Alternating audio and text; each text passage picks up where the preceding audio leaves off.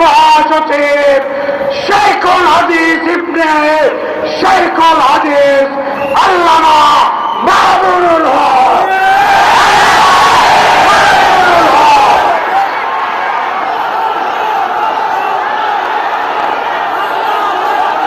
আসসালামু আলাইকুম ওয়া রাহমাতুল্লাহি ওয়া বারাকাতুহু। হেফাজতে ইসলাম বাংলাদেশ কর্তৃক আয়োজিত নৈরাজ্য প্রতিরোধ ও শান্তি প্রতিষ্ঠার লক্ষ্যে আয়োজিত আজকের এই গণসমাবেশে উপস্থিত সংগ্রামী সভাপতি, উপস্থিত হেফাজতে ইসলাম বাংলাদেশের কেন্দ্রীয় নেতৃবৃন্দ, সমবেত দেশবাসী, তৌহিদি জনতা, আমি আমার বক্তব্যের শুরুতেই শ্রদ্ধা ভরে স্মরণ করছি 2009 সালের পিলখানা ট্রাজেডিতে নিহত সকল সামরিক কর্মকর্তা ও অন্যান্যদের। স্মরণ করছি 2013 সালে শাপলা চত্বরে গভীর রজনীতে জালিমের বুলেটের আঘাতে ঝাঁঝরা হওয়া আমার শহীদ ভাইদের। স্মরণ করছি 2014 সালের নির্বাচনের পূর্বে জালিমের নির্যাতনে নিহত সকল বিরোধী মতের শহীদদের।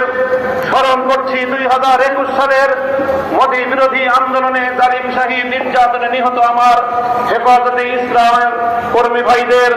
স্মরণ করছি 2024 সালের কোটা বিরোধী ও বৈষম্য কোটা সংস্কার ও বৈষম্য বিরোধী ছাত্র গণ আন্দোলনে শাহাদাতপ্রাপ্ত 5 শতাধিক আমার সেই তরুণ ছাত্র জনতা সহ সকল শহীদদের।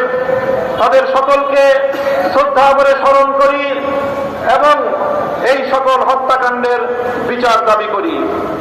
সেই সঙ্গে এই সকল শহীদদের পরিবার পরিজন এবং যারা আহত হয়ে হাসপাতাল এবং বিছানায় কাতরাচ্ছে তাদের পাশে দাঁড়ানোর জন্য দেশবাসীকে আহ্বান জানাই। সেই সঙ্গে আমি এই সকল হত্যাকাণ্ডের সঙ্গে জড়িত বিগত ফ্যাসিবাদী জালিম সরকার এবং এই হত্যাকাণ্ডের সঙ্গে সরাসরি জড়িত প্রশাসনের সকল ব্যক্তিদের, দায়ীদের বিচার করে তাদেরকে যথোপযুক্ত শাস্তির ব্যবস্থা নিশ্চিত করা। সাথী ও বন্ধুগণ, আজ এই হেফাজতে ইসলামের মঞ্চ থেকে অন্তর্বর্তীকালীন সরকারকে আমি স্বাগত জানাই, তাদেরকে আহ্বান জানাই, বলতে চাই দেশ ও জনগণের পক্ষে আপনারা যে কাজ করবেন তার প্রতি আমাদের অকুণ্ঠ সমর্থন থাকবে। আমরা আশা করব দেশ, জাতি ও ইসলাম বিরোধী কোনো কাজে আপনারা পদক্ষেপ নেবেন না, আপনাদের দ্বারা সেই ধরনের কোনো কাজ হবে না। আমরা দেশবাসীর নিরাপত্তার প্রতি দৃষ্টি আকর্ষণ করতে চাই। সংখ্যালঘু, ইন্ডাস্ট্রিয়াল এরিয়া, বিভিন্ন মার্কেট সহ ব্যবসা বাণিজ্যের স্থান, আবাসিক এলাকা, মহাসড়কগুলোতে আমাদের হেফাজতে ইসলামের নেতাকর্মী, আলেম সমাজে দেশবাসীকে ভলেন্টিয়ারের দায়িত্ব পালন অব্যাহত রেখে দেশের শান্তি শৃঙ্খলা অব্যাহত রাখার জন্য যে কোনো ত্যাগ স্বীকার করতে আমি আহ্বান জানাই। সেই সঙ্গে সংখ্যালঘু ইস্যুটিকে অযথা অপ্রয়োজনে এটিকে গণমাধ্যমের সামনে অযাচিতভাবে উপস্থাপন করে দেশের ভাবমূর্তি ক্ষুণ্ণ না করার জন্য সংশ্লিষ্ট সকলের প্রতি আমি উদাত্ত আহ্বান জানাই। সেই সঙ্গে আমি আজ এই মঞ্চ থেকে স্মরণ করছি বাংলাদেশের লক্ষ কোটি প্রবাসী রেমিটেন্স যোদ্ধাদেরকে, যারা বাংলাদেশের অর্থনীতির মেরুদণ্ডকে সোজা রেখেছে, যাদের রেমিটেন্স যুদ্ধে ফ্যাসিবাদী সরকারের অর্থনীতির ভিত খসে পড়েছিল। সুতরাং আবার তাদেরকে আমি আহ্বান জানাতে চাই, বাংলাদেশের প্রবাসীরা যারা যেখানে আছেন, আপনারা রেমিটেন্স পাঠিয়ে আমার দেশের নতুন সরকারকে সহযোগিতা করুন। দেশের অর্থনীতি পুনর্গঠনে আপনারা ভূমিকা পালন করবেন।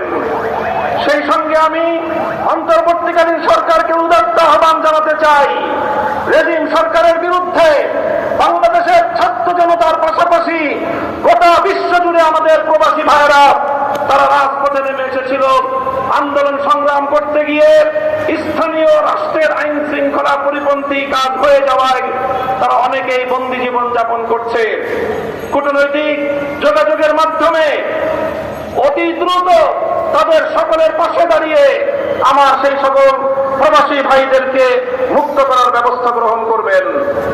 বৈষম্য বিরোধী আন্দোলনের প্রধান বৈশিষ্ট্য ছিল অভূতপূর্ব ঐক্য।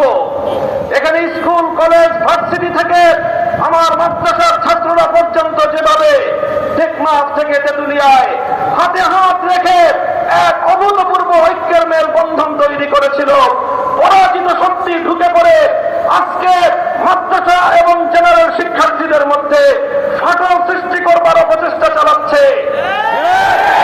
হেফাজতে ইসলামের পক্ষ থেকে সকল ছাত্র জনতার প্রতি আমি উদাত্ত আহ্বান জানাতে চাই, কোন ষড়যন্ত্রের মধ্যে আমরা পা দেব না, কোন ষড়যন্ত্র কানে তুলব না। আমাদের এই ঐক্যকে অটুট রাখতে হবে। আমাদের মঞ্জিল এখনো বহুদূর। আমাদের এই অর্জিত বিজয়কে মঞ্জিলে মাকসাদে পৌঁছাতে হলে আমাদেরকে আরো বহু পথ চলতে হবে। আমি অন্তর্বর্তীকালীন সরকারকে উদাত্ত আহ্বান জানাবো, রাজনৈতিক দলগুলোর সঙ্গে সমন্বয় করে প্রয়োজনীয় রাষ্ট্র সংস্কারের কাজ সেরেই জাতীয় নির্বাচনের অঙ্গীকার জাতির সামনে আপনারা ব্যক্ত করবেন এবং সেই অঙ্গীকার পালনে আপনারা দায়িত্বপূর্ণ ভূমিকা পালন করে চলবেন।